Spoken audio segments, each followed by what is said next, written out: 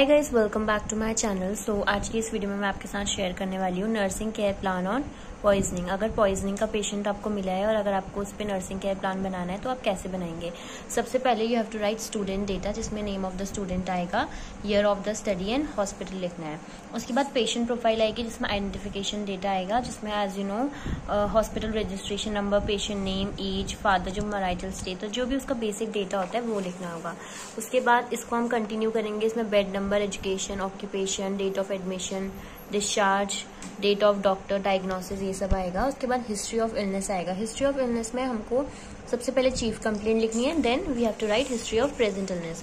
सो chief complaint में हमको सबसे पहले जो जिस दिन हुआ है उस हिसाब ऑर्डरली लिखना है। लाइक अगर उसको वॉमिटिंग 8-9 एपिसोड्स हुए हैं, जितने दिन पहले जो चीज हुई है हमें उस ऑर्डर में लिखना है। लाइक अगर 10 डेज पहले उसे वॉमिटिंग हुई है, देन 9 डेज पहले nausea, 7 days headache, restlessness 2 hour पहले हुई है तो सबसे बाद में हम रेस्टलेसनेस लिखेंगे। उसके बाद डिक्रीज एपेटाइट, उसे सिर्फ 2 दिन से हुई है, और लूज मोशन सिर्फ 1 डे बिफोर है। तो इस क्रोनोलॉजिकल ऑर्डर में लिखेंगे। जो चीज सबसे पहले हुई है उसे हम पहले मेंशन करेंगे। उसके बाद आता है हिस्ट्री ऑफ प्रेजेंट इलनेस, जिसमें हमको जो चीफ कंप्लेंट हमारी यहाँ पे मेंशन की है हमने, उसको हम यहाँ पे लिखेंगे कि जो पेशेंट एडमिट हुआ है वो किस रीजन की वजह से एडमिट हुआ है।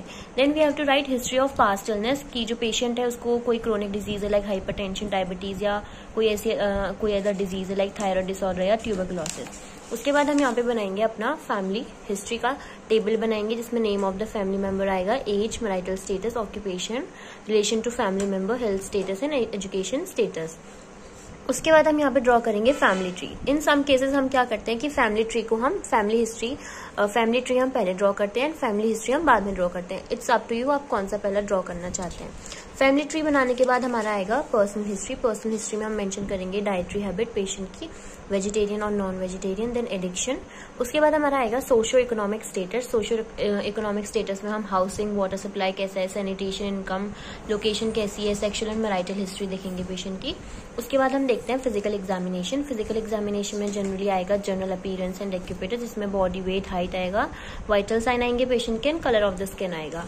उसके बाद अगर आप ये सेम एनसीपी अगर आप कॉपी कर रहे हैं तो आप इस वीडियो को पॉज करके स्क्रीनशॉट भी ले सकते हैं if you want to write the same. उसके बाद हेड के बारे में लिखेंगे, shape and size of the skull कैसा है, स्कैल्प, उसका फेस कैसा है। देन आईज आएगा, आईज में आपको सब चीज क्लियर करनी है, eyebrows and eyelids, eyeball, conjunctiva, sclera, iris and cornea, pupil. Then ear, external ear and hearing, then nose, then mouth, mouth में आप माउथ के संग teeth, tongue, throat and pharynx भी कवर करेंगे। उसके बाद नेक रीजन में आपको thyroid gland and range of motion लिखना है। उसके बाद हम सिस्टमिक एग्जामिनेशन चेक करेंगे। सिस्टमिक एग्जामिनेशन में सबसे पहले आएगा रेस्पिरेटरी सिस्टम, जिसमें हम चेक करेंगे ब्रेथ, साउंड। उसके बाद इंस्पेक्शन करेंगे हम रेस्पिरेटरी सिस्टम में।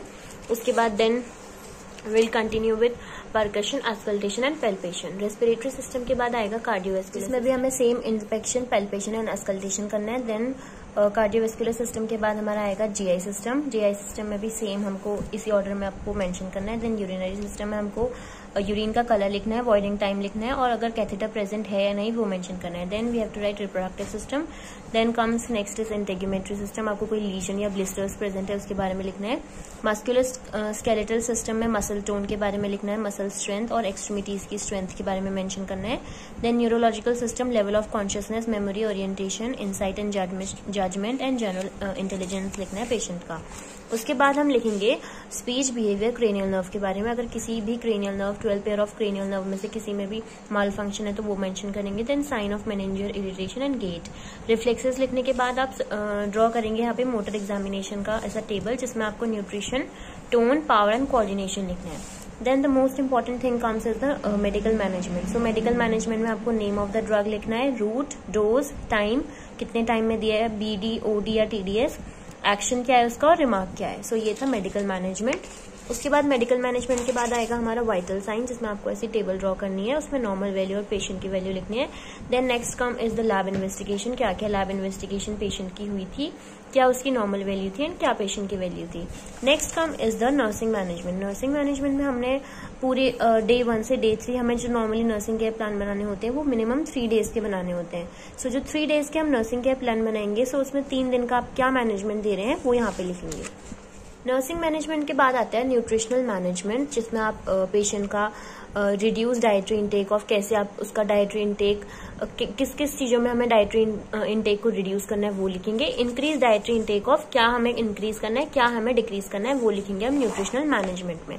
उसके बाद नर्सिंग असेसमेंट, जो नर्स अपना असेस करती है GI system, respiratory, cardiovascular, urinary, integumentary system में आपने क्या क्या असेस किया है, लाइक जीआई में नोजिया, वॉमिटिंग, रेस्पिरेटरी में distress, inhale exhale pattern check करेंगे, कार्डियोवेस्कुलर में ब्रेडिकार्डिया या चेस्ट पेन, एंड इंटेग्यूमेंट्री में आप कोई स्किन टर्गर है या इंटेंसिटी चेक करेंगे, साइनोसिस चेक करेंगे। Next is the needs and problems identified. उसके बाद हम देखेंगे कि पेशेंट की नीड क्या है। Patient will be relieve loss of appetite, जो पेशेंट की लॉस ऑफ एपेटाइट हुई है वो उससे रिलीव होगी। Maintain fluid and electrolyte, maintain proper nutrition. उसके बाद हम देखेंगे पेशेंट की प्रॉब्लम, क्या उसकी प्रॉब्लम है। Next and the most important part is the nursing diagnosis. Nursing diagnosis में हमें प्रायोरिटी वाइज जो पेशेंट की नर्सिंग डायग्नोसिस बनानी है, क्या उसकी सबसे मेन प्रॉब्लम है। सबसे पहले आएगा risk of ineffective airway clearance related to neuromuscular dysfunction as evidence by changes in respiratory rate. उसके बाद risk of aspiration, risk for infection, deficient fluid volume और एक्यूट पेन। सो ये थे हमारे पेशेंट के डायग्नोसिस जो हमने प्रायोरिटी वाइज बनाया है कि क्या पेशेंट की पहले प्रॉब्लम थी। प्रायोरिटी वाइज डायग्नोसिस बनाना बहुत इंपॉर्टेंट है। सो डायग्नोसिस बनाने के बाद मिनिमम हमको 5 डायग्नोसिस वहां पे लिखनी होती है, एंड 5 डायग्नोसिस के हमें प्रायोरिटी वाइज ही 3 नर्सिंग केयर प्लान बनाने होते हैं। सो नर्सिंग केयर प्लान का फॉर्मेट आपको जैसे वीडियो में दिख रहा है, सबसे पहले आएगा assessment, then nursing diagnosis, nursing goal, planning, rationale, implementation and evaluation. So आपको जो यहाँ पे आप प्लानिंग करेंगे, आपको मिनिमम 4 to 5 प्लान करने हैं और उसके साथ ही 4 to 5 रैशनल लिखने हैं। सो एक नर्सिंग केयर प्लान हमारा बना था risk for ineffective airway clearance. Next हमारा बनेगा risk for deficient fluid volume related to continuous vomiting and diarrhoea as evidence by vomiting episode 5 to 6 time greenish fluid and report to poor appetite. So next nursing care plan हमारा जो बनेगा वो बनेगा risk for deficient fluid volume का। So ये था हमारा second nursing care plan. उसके बाद आता है हमारा थर्ड नर्सिंग केयर प्लान, जिसमें भी जैसे आप देख सकते हैं एक्यूट पेन का हमने यहाँ पे बनाया। Acute pain related to vomiting secondary to vascular dilation of as evidence by patient facial grimace of pain rating scale. So आपको जो फर्स्ट एंड सेकेंड जो नर्सिंग केयर प्लान बनाना होगा वो तो प्रायोरिटी वाइज आप बनाएंगे, लेकिन जो थर्ड नर्सिंग केयर प्लान बनाते हैं आप, वो जरूरी नहीं कि प्रायोरिटी बेसिस पे थर्ड नंबर पे आए, आप फोर्थ या फिफ्थ भी चूज वहां पे कर सकते हैं। लेकिन आपको जो मेन इंपॉर्टेंट बात आपको यहाँ पे ध्यान पे रखनी है वो है कि आपको मिनिमम 3 नर्सिंग केयर प्लान आपको अपनी एनसीपी में बनाने होते हैं। उसके बाद नर्सिंग केयर प्लान बनाने के बाद आपको लास्ट में लिखना होता है हेल्थ एजुकेशन की, क्या आपने पेशेंट को हेल्थ एजुकेशन दी है। पॉइजनिंग का अगर कोई पेशेंट है तो उसको आप नॉर्मली क्या हेल्थ एजुकेशन देंगे, जो नॉर्मल होती है health education, like to drink plenty of fluid and take medication on time. जो भी उसकी जो नॉर्मल हेल्थ एजुकेशन होगी आप वो यहाँ पे लिखेंगे। उसके बाद आएगा लास्ट में बिब्लियोग्राफी। बिब्लियोग्राफी में आपने अपना कंटेंट कहाँ से लिया है, सिद्धार्थ एंड ब्रूनर से लिया है, अंसारी जावेद, ये जो मैंने आपको यहाँ पे प्रोवाइड करी है बिब्लियोग्राफी, ये वैनकूवर स्टाइल की बिब्लियोग्राफी है। और आपको उसके बाद 2 आपको बुक के नेम लिखने होते हैं, एंड उसके बाद आप 1 या 2 वेबसाइट यहाँ पे को लिख सकते हैं जो भी आपने जिससे भी आपने अपना कंटेंट लिया है। सो ये था nursing care plan on poisoning की। पॉइजनिंग का अगर कोई पेशेंट है तो आप उस पर कैसे नर्सिंग केयर प्लान बनाएंगे। मिनिमम 3 एनसीपी आपको ड्रॉ करनी है, मिनिमम 3 एनसीपी आपको यहाँ पे बनानी होगी, and along with that you have to mention 5 nursing diagnoses. So if you like this video, then like, share and subscribe to my channel for more such amazing videos. Thanks for watching.